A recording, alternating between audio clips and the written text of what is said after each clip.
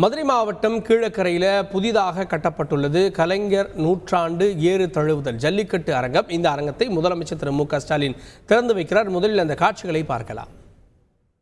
ஜல்லிக்கட்டு கதாநாயகன் மாண்புகு அமைச்சர் அண்ணன் மூர்த்தி அவர்கள் வெல்கம் பண்ணியிருக்காங்க. அவர்களோடு நம்மளுடைய மாண்புகு அமைச்சர் அண்ணன் ஏவ வேலு அவர்களும் KKSS அவர்களும் IPR அவர்களும் அண்ணன் திரு தங்கம் தென்னரசு அவர்களும் மாண்புகு PTR அவர்களும் தலைமைச் செயலாளர் அவர்களும் அத்தனை பேரும் இதோ வந்து விட்டார்கள். மாண்புகு சட்டமன்ற உறுப்பினர்கள், நாடாளுமன்ற உறுப்பினர்கள் அங்கே பாருங்க, ஜல்லிக்கட்டு காலை திறந்து விட்டார். தமிழர்களுடைய சந்தோஷம், தமிழருடைய மகிழ்ச்சி, தமிழர்கள் போற்றக்கூடிய வீரம், தமிழர்களுடைய கலாச்சாரம், பண்பாடு, நாகரிகம், கலித்தொகை வரலாற்றில் இடம்பெற்ற கலித்தொகை அகநானூறு புறநானூறு இடம்பெற்ற ஜல்லிக்கட்டு காளை சிலை இதோ மாண்புகு முதலமைச்சர் அவர்கள் திறந்து வைத்து இன்னும் சற்று நேரத்தில் தமிழ்நாடே அதிரும், உலகமே அதிரும், மதுரையே குலுங்க போகுது. மதுரை மட்டுமல்ல, உலகமே. மதுரை மண்ணின் சார்பாகவும் அமைச்சர் பெருமக்களையும் மதுரை மாவட்டத்தின் சார்பாகவும் வருக வருகின அன்போடு வரவேற்கின்றோம். ஜல்லிக்கட்டு நாயகன், இளைஞர்களின் எழுச்சி நாயகன், எங்களுடைய நம்பிக்கை மாண்புமிகு தளபதி அரங்கத்தை திறந்து வைக்கிறார். அரங்கம் தளபதி முதலமைச்சரால் திறந்து வைக்கப்படுகிறது. மாண்புமிகு அமைச்சர் அண்ணன் மூர்த்தி ஜல்லிக்கட்டு நாயகனோடு சேர்ந்து திறந்து வைக்கிறார். மாண்புமிகு அமைச்சர் அவர்கள் அண்ணன் ஏவா வேலு அவர்களும் தலைமை நல செயலாளர் அவர்களும் மாண்புமிகு அமைச்சர் பெருமக்களும் சேர்ந்து அரங்கம் திறக்கப்பட்டது. ஜல்லிக்கட்டு கலைஞர் நூற்றாண்டு ஏறுதழுவுதல் அரங்கம் திறக்கப்பட்டது. மாண்புமிகு தமிழ்நாடு முதலமைச்சர் திருக்கரங்களால் திறந்து வைக்கப்பட்டது ஏறுதழுவுதல் கலைஞர் நூற்றாண்டு ஏறுதழுவுதல் அரங்கம். அருமையான ஒரு ஏற்பாடு, பிரம்மாண்டமான ஒரு ஏற்பாடு. தமிழனாய் பிறந்த அனைவரும் கொண்டாடப்பட வேண்டி வெற்றி. கேட்கல சத்தமா, சத்தமா கிளாப் பண்ணி தெரிக்க விடலாமா, தெரிக்க விடலாமா? அரங்கம் தெரித்துக் கொண்டிருக்கிறது, மதுரை குலுங்கி கொண்டிருக்கிறது. அனைத்து தொலைக்காட்சியிலும் பிரேக்கிங் நியூஸ். ஜல்லிக்கட்டு கலைஞர் நூற்றாண்டு ஏறுதழுவுதல் அரங்கத்தை மாண்புமிகு தமிழ்நாடு முதலமைச்சர் திறந்து வைத்தார். கலைஞருடைய சிலையையும் திறந்து வைக்கிறார் மாண்புமிகு தலைவர் தளபதியார் அவர்கள். கிளாப் பண்ணி உற்சாகப்படுத்துங்க. இந்த ஜல்லிக்கட்டு இங்க நடக்கணும் யாராச்சும் கனவு கண்டமாங்க?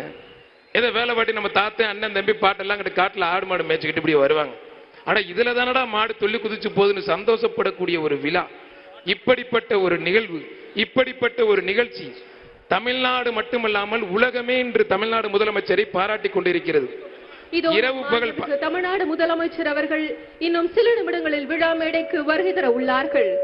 கலைஞரின் திருவுருவச் சிலையினை மாண்புமிகு தமிழ்நாடு முதலமைச்சர் அவர்கள் கலைஞர் நூற்றாண்டு ஏறு தழுவுதல் அரங்கில் திறந்து வைத்துள்ளார்.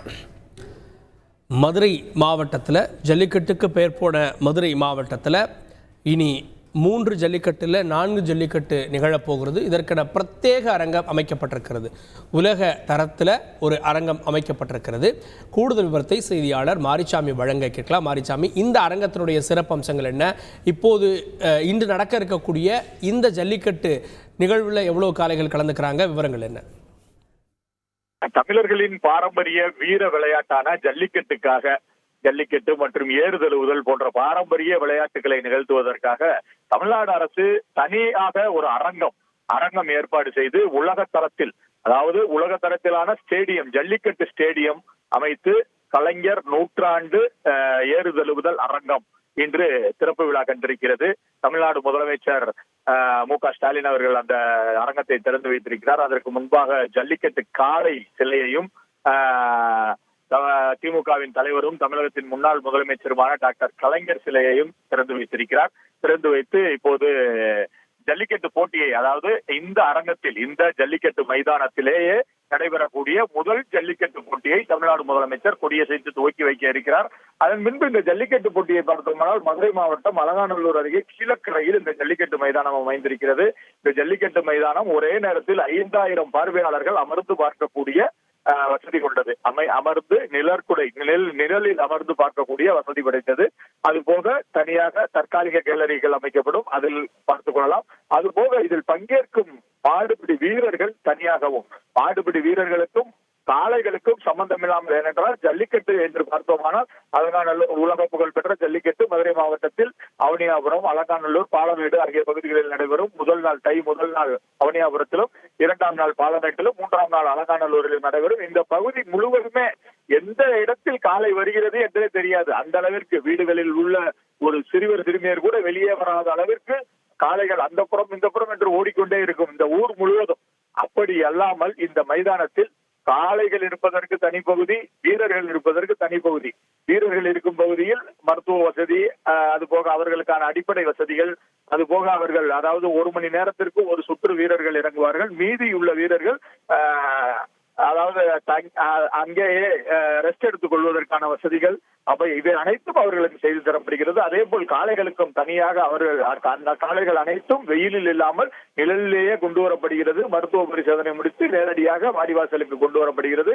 இது போன்று யாருக்கும் எந்த துன்புறுத்தலும் இல்லாமல் மிக சிறப்பாக ஒரு உலக தரத்திலான இந்த அரங்கம் கட்டப்பட்டிருக்கிறது. இந்த அரங்கத்தில் முதல் ஜல்லிக்கட்டு போட்டி இன்று தமிழ்நாடு முதலமைச்சர் மு க ஸ்டாலின் துவக்கி வைக்க இருக்கிறார். இந்த முதல் ஜல்லிக்கட்டு போட்டியில் கிட்டத்தட்ட 500 காளைகள் பங்கேற்க இருக்கிறது. 300 மாடுபிடி வீரர்கள் பங்கேற்க உள்ளார்கள். முதல் சுற்று மாடுபிடி வீரர்கள் 50 பேர் ஜல்லிக்கட்டு களத்தில் இருக்கிறார்கள். வாடிவாசல் முன்பாக அவர்கள் உறுதிமொழி எடுத்துவிட்டனர். உறுதிமொழி எடுத்துவிட்டு இப்பொழுது தமிழ்நாடு முதலமைச்சர் துவக்கி வைத்தவுடன் முதலில் கோவில் காளைகள் அவிழ்த்து விடப்பட இருக்கிறது.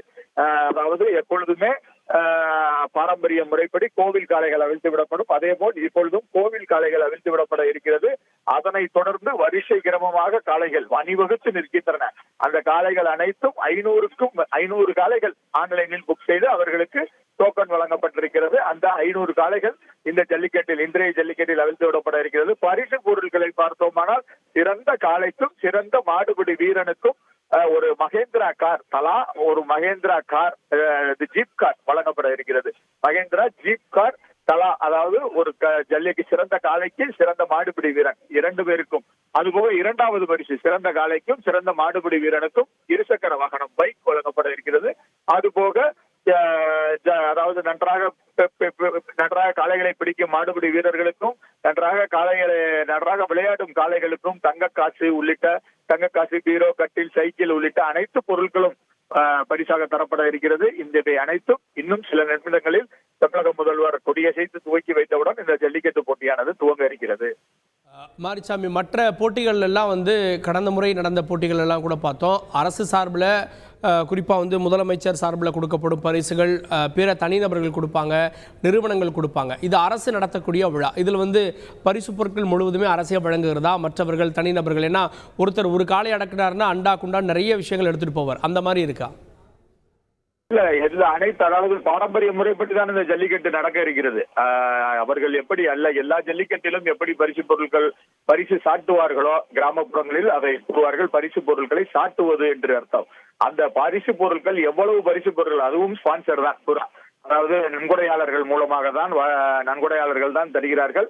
அவர்கள் மூலமாக பரப்படும் பொருட்களை அந்த ஜல்லிக்கட்டு நடத்துவதற்கென ஒரு கமிட்டி அமைத்து அவர்கள் அதை வசூல் செய்து அதுதான். அதுபோக அரசின் சார்பில் இன்று ஒரு பரிசு வழங்கப்படுகிறது. சிறந்த மாடுபிடி வீரனுக்கு 1 லட்சம், அதாவது சிறந்த மாடுபிடி வீரர், சிறந்த காளைகள் எல்லாம் சேர்த்து ரொக்க பரிசுகள் வழங்க இருக்கிறார்கள். 1 லட்சம் ரூபாய் வரை அதிகபட்ச பரிசு 1 லட்சம் ரூபாய் வரை வழங்க இருக்கிறார்கள். இது தமிழக அரசின் சார்பில் வழங்க இருக்கிறார்கள். மீதம் இருப்பது தனிநபர்கள் பரிசு, அதாவது நிறுவனங்கள், இது போன்ற நன்கொடை வழங்கும் நிறுவனங்கள், தனிநபர்கள் ஆகியோரிடம் வாங்கி இங்க அந்த பரிசு சாட்டி கொடுப்பார்கள். செய்திகளை உடனுக்குடன் தெரிந்து கொள்ள உடனே சப்ஸ்கிரைப் பண்ணுங்க.